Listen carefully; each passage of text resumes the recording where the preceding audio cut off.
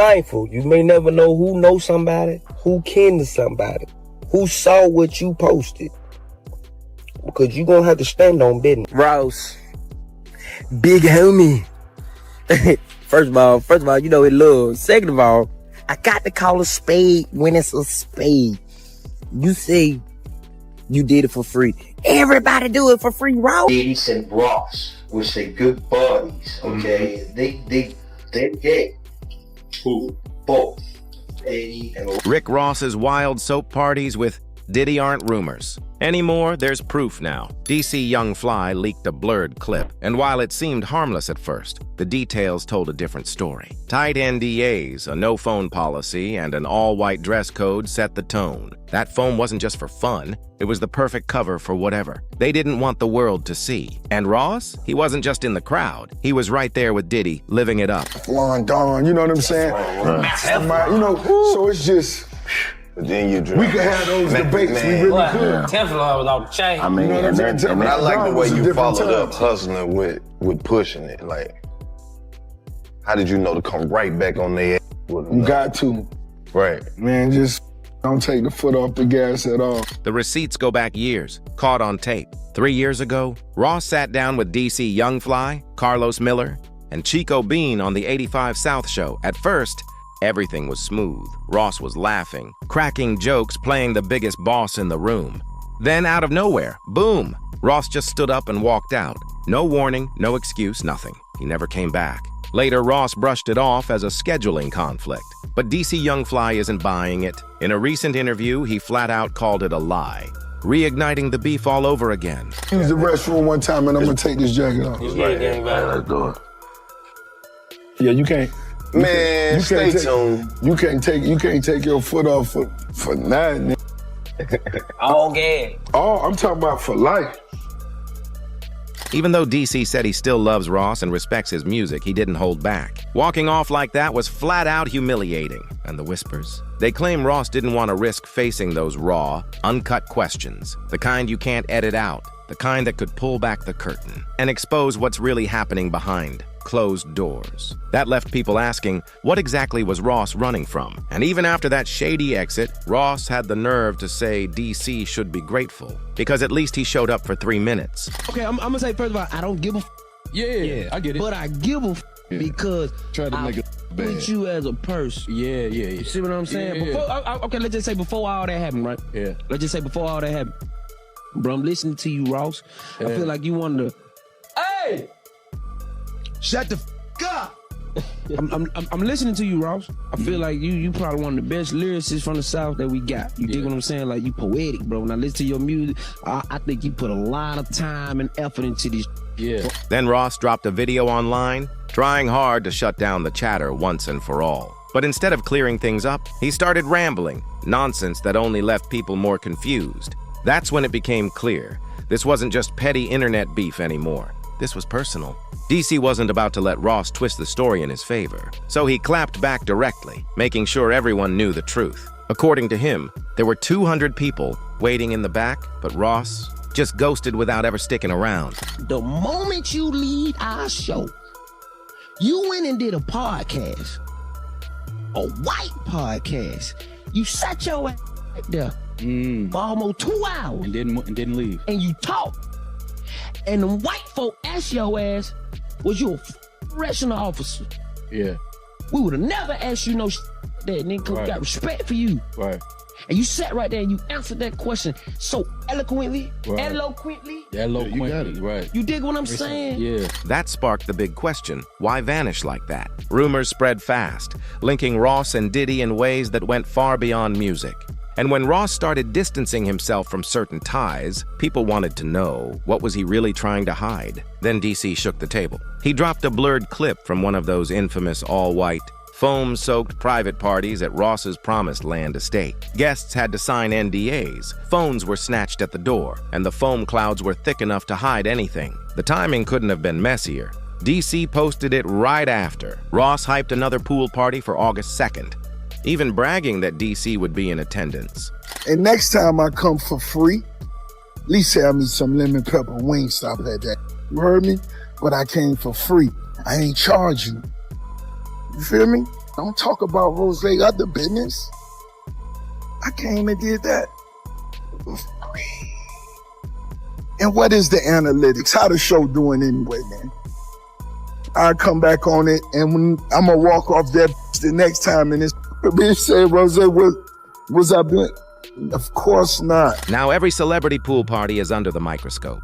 Ever since those explosive allegations about Diddy's freak-offs, nothing slides by unnoticed anymore. Old receipts keep resurfacing, and even Ross's own lyrics are getting dragged back into the spotlight. Remember in 2013 when Ross rapped, "Put Molly all in her champagne, she ain't even know it"? That one line cost him major brand deals at the time. Now, that wasn't the biggest moment. Now, that's one of the viral moments, but Boosie episode 8 million. Got Country Wayne, shit like 6-7 million. Like, we do numbers, we do analytics. Our analytics, we was the biggest before you came, and we was the biggest afterwards. So you always got room to come back to be on the biggest podcast in the world, correct? You dig what I'm saying? But when you call a spade, it get hot. The backlash eventually faded, but looking back now, it feels more like breadcrumbs leading to something bigger. Even 50 Cent hinted at it, saying his upcoming Diddy documentary would pull the curtain back on bottles, secret parties, and women who couldn't even remember the nights. Back then, people brushed it off as rap bravado. But now, with fresh eyes, it's starting to look like a disturbing pattern. And that blurred foam party clip DC dropped, it only added fuel to the fire. But you didn't eat it. And we respect when shit to do, bro. Just tell us as soon as you come in, "Hey, little homies, I got an hour." Bet, we gonna try to get you in, man. We gonna try to get you in about 45 minutes so you can make it to your next destination. Don't look act like you doing us a favor and then just leave her without saying so. Just say something so we can know what's going on, gang. We ain't tripping. We'll push back up. Your team, we called your team. We called the person who we called when you was on the way. Guess what they said? We don't know where he gone. Fans froze the clip frame by frame, hunting for hidden details, and they found one. A mysterious guest no one recognized, wearing a thick metallic bracelet with a strange emblem on it. The strange part, that person wasn't on Ross's invite list, didn't arrive with Ross, and didn't leave with Diddy. Fans quickly compared it to paparazzi, shots linked to someone deep inside. Diddy's inner circle. No names, no faces, just one eerie clue. And that's where things turned dark. Come to the Ricky Rose estate, August 2nd for the pool party. You know what I'm saying? I'm gonna DM my DC Young Fly, tell him come out there. You know what I'm saying? You feel me? It's gonna be a vibe. August 2nd, hosted by DC Young Fly. In 2018, Jonathan O.T. opened fire at Trump National Doral. During police questioning, he went off on a chilling rant, claiming he'd been kept as a slave by Diddy and even accusing Ross of being involved in secret rituals. Diddy and Ross, which they good buddies, okay? They're gay. Who? Both. Diddy and Ross. And Khaled. They're all... The connection between those whispers and the resurfaced footage has fans shaken, wondering if the truth has been hiding in plain sight all along. Jonathan even claimed he was forced into acts with Cassie. Back then, the internet laughed him off, dismissing him as a conspiracy nut. But after Cassie's bombshell lawsuit and those leaked party clips, people are rewatching that 2018 footage with brand new eyes. That's with Cassie and Sean. Basically, he would tell me what to do with Cassie. I had like 15 encounters, and I heard a lot. Jonathan didn't just talk about wild parties. He flat out accused them of satanic rituals, dropping names like Bohemian, Grove, and something he called the Black Branch of the Illuminati. According to him, they trapped him under contract, infected him with an STD, and kept him in line using powerhouse lawyers like Kenny and Ben Ellis. Illuminati, okay? They made it in dance. Basically what it means, illuminated. Okay? They do satanic ritual, which is basically CIA mind programming techniques to their own family, kids, etc. in the group, and they bond that way, okay? So they do pedophilia. And here's the kicker. Jonathan claimed Ross was never just a sidekick in all this. He had his own quiet agenda, playing his role in the shadows. As crazy as it sounds, one detail can't be denied. During Ross's Bet Lifetime Achievement Award speech, he publicly thanked Kenny by name. Live on TV, his exact words, "I thank my brother Hall Pierre Kenny Missiles." That one moment gave Jonathan's so-called ramblings an unexpected shot of credibility. Piece by piece, everything he screamed about, rituals, NDAs, tapes, Cassie, secret parties, is starting to line up from separate, unrelated sources. And now, those infamous soap parties don't feel like random fun anymore. They look like a straight-up pattern. That's why they had Tupac killed, because when they kill them, you gain fame. When people, your record sales go up, and then people listen to your lyrics and everything, and then you become famous, okay? That's how they do it, all right? Tupac's still alive. He's in Cuba. Basically, what happens is the following. The hip-hop agenda is an agenda to the United States. Thick foam, strict all-white dress codes, no phones, NDAs at the door, it's starting to feel less like a pool party and more like an initiation ritual. And the strangest part? Old footage still exists of Diddy and Ross, completely drenched in suds, laughing like kids while washing cars side by side. What once looked like a harmless skit now feels like a coded message hiding in plain sight. In one old clip, Ross laughs and says, "You know that tip's going to be good," like some kind of inside joke. But after all the talk about freak-offs and ceremonial soap parties, fans are rewatching it with a whole new meaning. And it doesn't feel so funny anymore. When DC dropped that blurred foam party clip, it hit like a warning shot. But things spiraled fast. He went live choking back tears, admitting he realized one of his own homeboys had secretly been hating on him the whole time. His voice cracked. It wasn't the tone of a man upset over random trolls.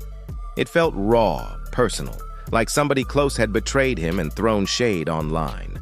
I thank my brother Hard Pierre, Kenny Messias. We wash your car for you. We wash your car. We wash your car with no shame in our hustle. When you goddamn getting into that wash, and you know that tip gonna be good, like if you seen goddamn Miss Country. Y'all better stop buying this slippery soap, man. Pour it on there, and then I just dab it. Yeah, no, then I just, hold on, let me see. You might have. I don't know. You need your sponge. We just almost up the tie shine. Get that tie shine. That's when DC reminded everyone that the old law still applies. Translation, play with me in real life, and you might just get checked.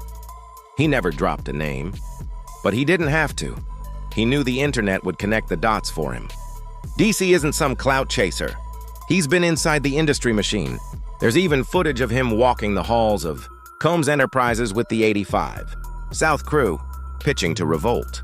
Bro, you know, I just woke up and understood. Social media gave people the power to not get punched in the face. You think you can say what you want to say, post it, and then be like, yeah, I know he gonna see it. Then if we delete it, you go back and like retype it, and then be like, yeah. Hey man, when I grew up, anything you said, you better be able to stand on me. I grew up in an era where smacked in the mouth. Word even spread that Diddy personally called DC once to book him for a comedy show. But here's the unsettling rumor. It's not just that Diddy throws wild parties. It's that he records them. Rooms, hallways, cars, phones, even bowls. Documented from every angle, not just replayed. So when DC posted that blurred foam footage, fans took it as a straight-up warning. The free pass is over. Old law is still in effect. So be mindful. You may never know who knows somebody, who kin to somebody, who saw what you posted. Because you're going to have to stand on business. And somebody going to smack you in the mouth. Those slippery soap jokes don't land the same anymore.